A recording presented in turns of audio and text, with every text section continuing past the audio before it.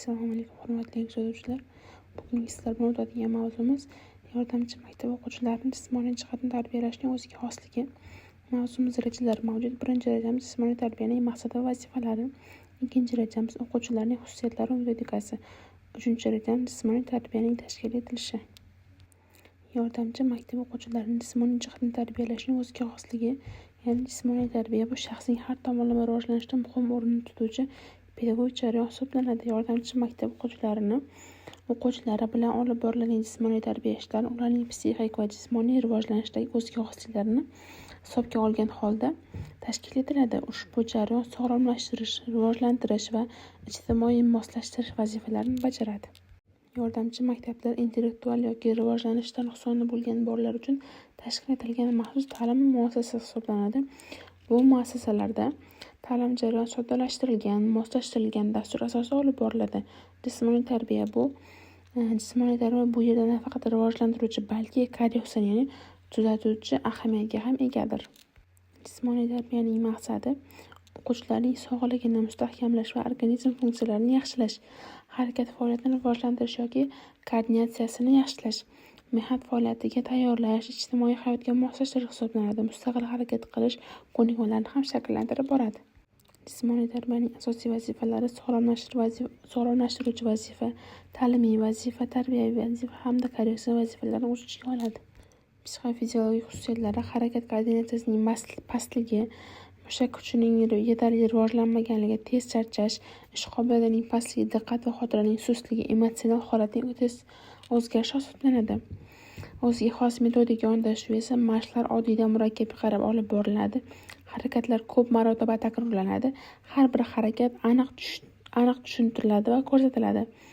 O'quvchilarning individual imkoniyatlarini hisobga oladi.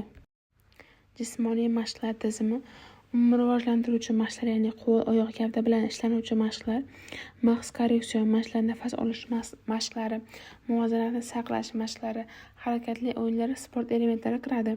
Harakatli o'yinlarning pedagogik ahamiyati o'quvchilarning faolligini oshiradi, ijobiy emotsiyalarni shakllantiradi, jamoaviylik va muloqotni rivojlantiradi, harakat ko'nikmalarini mustahkamlaydi hamda darsni qiziqarli qiladi.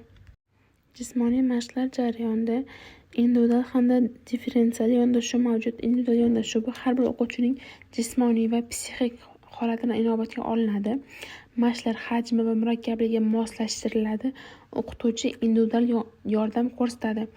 Natijalar shaxsiy va rivojlanishiga qarab baholab boriladi. Differensial yondashuvda esa o'quvchilar rivojlanish darajasiga qarab guruhlarga ajratiladi. Har bir guruh uchun alohida topshiriqlar beriladi. Kuchli o'quvchilar rivojlanadi, sustlariga esa yordam beriladi. Bu usul samaradorlikka olib keladi. Ko'rgazmalilik prinsipi: harakatlar amaliy ko'rsatib beriladi. Vizual vositalar, ya'ni rasm, video, sxemalar ishlatiladi. O'qituvchi namunaviy bajarib ko'rsatadi. Bu metod tushunishni tezlashtiradi hamda xatolarni kamaytirishga yordam beradi. Jismoniy mashqlar jarayonida takrorlash, mustahkamlash mashqlari mavjud. Ya'ni bu mashqlar ko'p takrorlash orqali harakatlar mustahkamlanadi, ko'nikmalar avtomatik darajaga yetadi, harakatlar aniqligi ortadi, o'quvchilarda o'ziga ya'ni ishonch paydo bo'ladi. Sog'lomlashtirish yo'nalishi: yurak qon tomir tizimini rivojlanadi, nafas olish tizimini yaxshilash, qomatni to'g'ri shakllantirish, immunitet mustahkamlash, ya'ni jismoniy rivojlanish normallashadi.